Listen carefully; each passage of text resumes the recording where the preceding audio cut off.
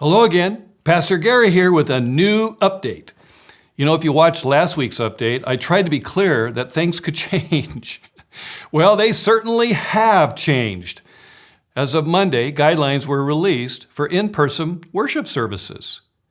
The good news is that we can now meet face to face, but we can't do it yet in the exact way we want to.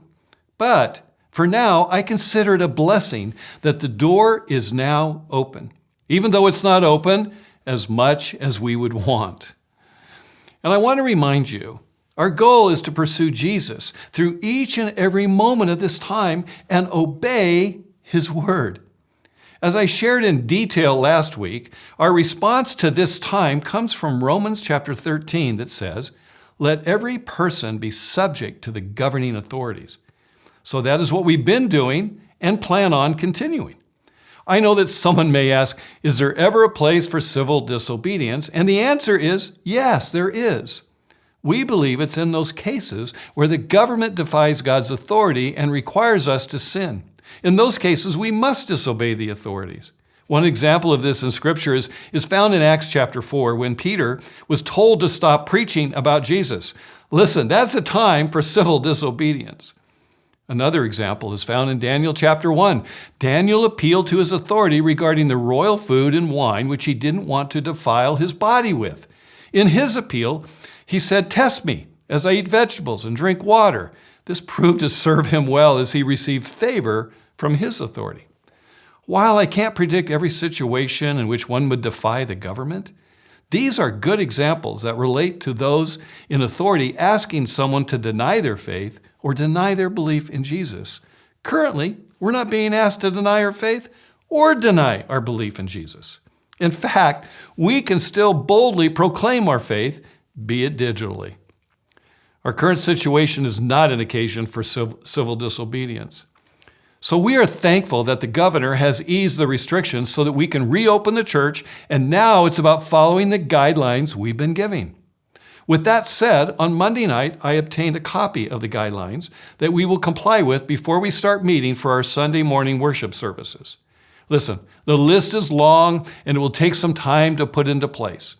For example, one of the conditions is that we can have no more than 100 people meet at a time.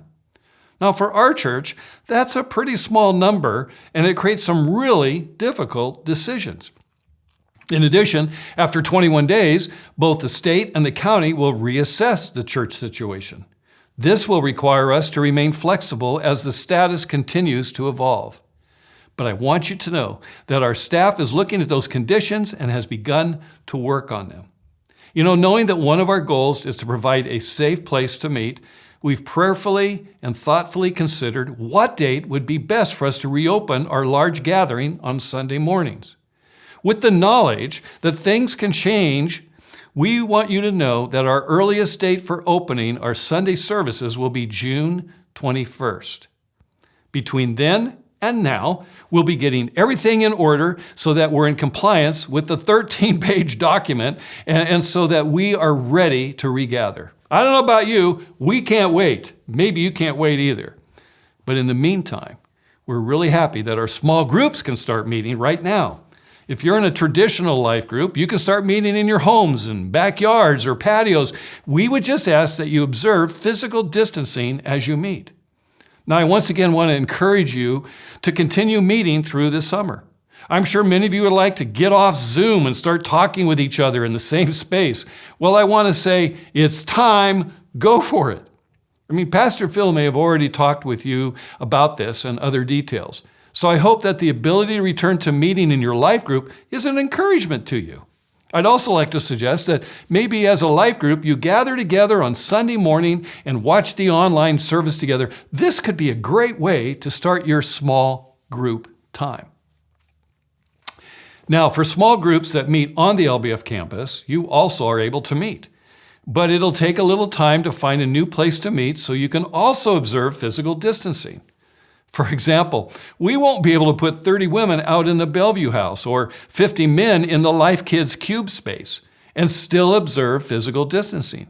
So this is going to take some planning and preparation before the on-campus small groups can start meeting.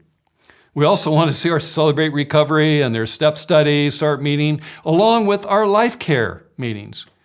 We're going to need to make sure we can get a large enough space for your group, then set it up for you, and then when the meeting is over, we're going to need to clean, sanitize that whole space before the next group meets. Meeting in our small groups will be a bit different than it was before. But I hope, like me, you can get excited about gathering together again in our small groups, either in homes or on the LBF campus. You know, as I mentioned last week, the COVID-19 virus is still out there and it is still affecting the lives of people. So as we get ready to meet in our small groups and a bit later in our large gathering on Sunday, we'll prepare a place that is as safe and clean as possible for you to return to. Let me say once again, you know, our church may have had its buildings closed for large gatherings, but our church has in reality continued to be open.